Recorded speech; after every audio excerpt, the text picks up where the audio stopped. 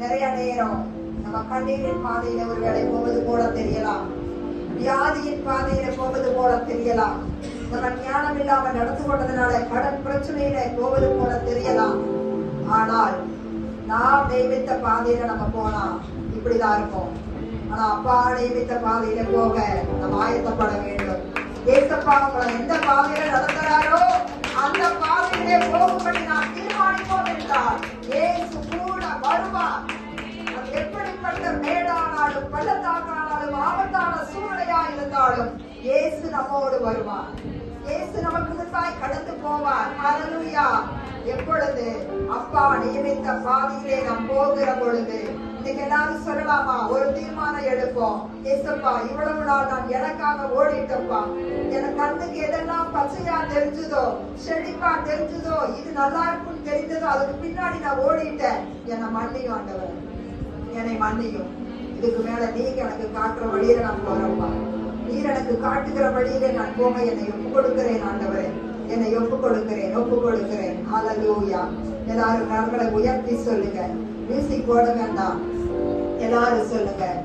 எனக்காக அப்பா நியமித்த இந்த பாதையிலே நான் ஓடுகிறேன். எனக்காக அப்பா நியமித்த இந்த பாதையிலே நான் ஓடுகிறேன். அப்பா நியமித்த பாதை என்ன தெரியுமா? அது மகிமையான ஒரு பாதை, அது ஆசீர்வாதத்தின் பாதை, அது உயர்வின் பாதை. திருப்பி திருப்பி பாடணுங்க. என்னை உயர்ந்த ஸ்தானத்தின் மேல என்னை கொண்டு போய் வைப்பவரேன்னு சொல்லி பாடணும்ல. அப்பா நியமித்த பாதையில போனா உயர்வு வரும். அப்பா நியமித்த பாதையில நம்ம போனால் நன்மைகள் வரும், ஆசீர்வாதங்கள் வரும்.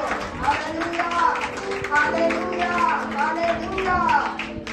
ஆனா ஆண்டவர் இயேசுப்பா நமக்கு நியமித்த பாதையில போறதுக்கு ஒரு துணிவு வேண்டும். ஏன் தெரியுமா? உங்க குடும்பத்தாரே இதுக்கு ஒத்துக்க மாட்டாங்க. ஒருவேளை ரட்சிக்கப்படாமல் உங்களுடைய கணவர் இருந்தால் அவர் ஒத்துக்க மாட்டாரு, ரட்சிக்கப்படாத மனைவி தான் ஒத்துக்க மாட்டாங்க. ஹல்லேலூயா.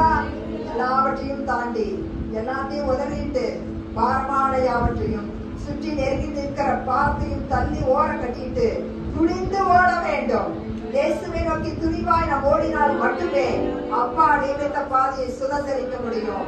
அப்பதான் நம்ம நன்மையை சுதந்திரிப்போம், ஆசீர்வாதத்தை சுதந்திரிப்போம். இவ்வளவு நேரம் ஆவியானவர் கத்தி கத்தி பேச வச்சாரு.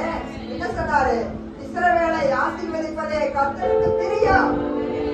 எபேச துதியின் சபையின் மக்களை ஆசீர்வதிப்பது கர்த்தருக்கு பிரியம். உங்களை உயர்த்துவது கர்த்தருக்கு பிரியம். நம்ம ஆண்டவருக்கு உண்மையா இருக்கணும். ஆசீர்வாதம் சும்மா வராதுங்க.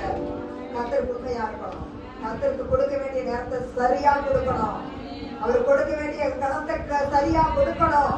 அவருடைய பங்கை சரியாய் கொடுப்போமானால் அவர் நம்மை சரியாய் ஆசீர்வதிப்பார். ஹல்லேலூயா, ஹல்லேலூயா. எல்லாரும் அர்ப்பணிக்க போற கரங்களை வீழ்த்தி சொல்லுவோம்.